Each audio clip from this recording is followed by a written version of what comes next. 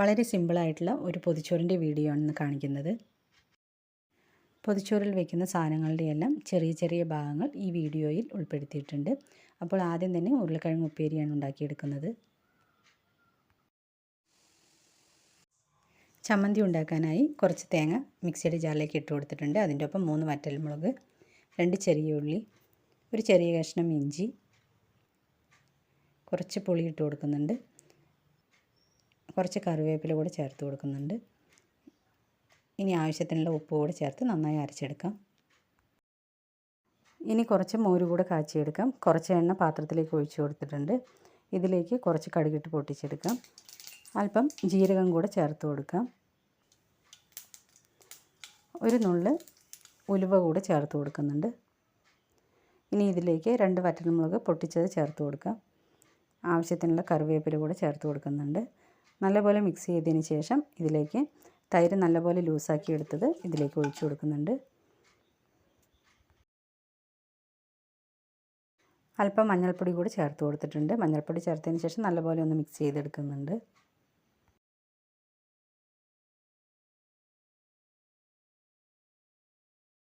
ഇതിലേക്ക് വേണ്ടുന്ന അളവിലുള്ള ഉപ്പ് കൂടെ ചേർത്ത് കൊടുക്കുന്നുണ്ട്.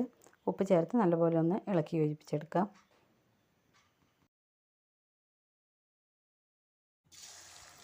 ഓംലെറ്റ് കൂടെ ഉണ്ടാക്കിയെടുക്കുന്നുണ്ട്. ഇലയൊന്ന് വാട്ടിയെടുത്തതിന് ശേഷം ചോറ് പൊതിയാം.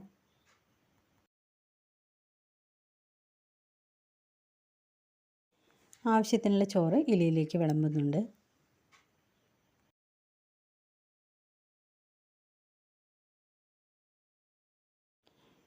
ഇനി ഇതിലേക്ക് ഉരുളക്കിഴങ്ങ് ഉപ്പേരിയാണ് വെച്ച് കൊടുക്കുന്നത്.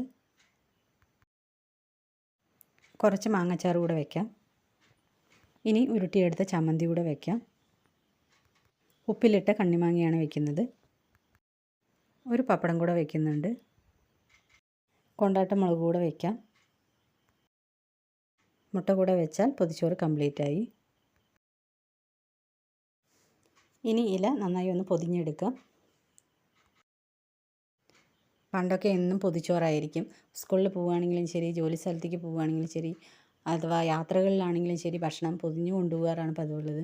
ഇന്നത്തെ തിരക്കേറിയ സാഹചര്യങ്ങളുടെ ഇടയിൽ നമ്മൾ പാത്രങ്ങളിലൊക്കെ ആക്കി വേഗം ജോലി എളുപ്പമാക്കാനാണ് നോക്കാറുള്ളത്. പക്ഷേ ഈ ഇലയിൽ കഴിക്കുന്നതിൻ്റെ സ്വാദ് വല്ലാത്തൊരു അനുഭൂതി തന്നെയാണ്. മോര് കാച്ചിയെടുത്തത് ചെറിയൊരു പാത്രത്തിലേക്ക് ഒഴിച്ചു കൊടുക്കുന്നുണ്ട്.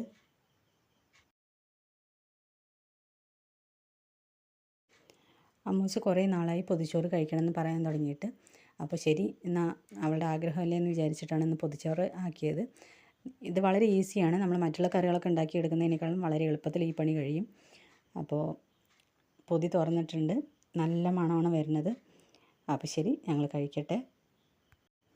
എല്ലാത്തിനും കുറച്ച് കുറച്ചെടുത്ത് അല്പം മോര് കാച്ചിയതും കൂടി കൂട്ടി കുഴച്ച് കഴിക്കുന്ന സമയത്ത് വല്ലാത്തൊരു ടേസ്റ്റ് തന്നെയാണ്. വളരെ ചെറിയൊരു വീഡിയോ ആണ്. നിങ്ങൾക്ക് ഈ വീഡിയോ ഇഷ്ടപ്പെടുകയാണെങ്കിൽ ലൈക്ക് ചെയ്യാൻ മറക്കരുത്. അതുപോലെ നിങ്ങളുടെ അഭിപ്രായങ്ങളെല്ലാം കമൻറ്റ് ബോക്സിൽ അറിയിക്കാം.